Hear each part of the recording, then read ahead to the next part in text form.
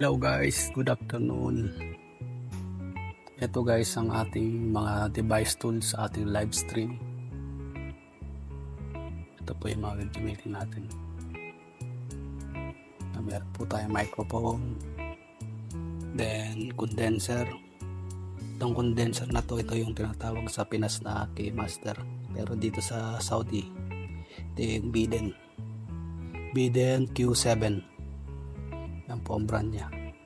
Then we have a Soundcore. Yan po, Soundcore headset.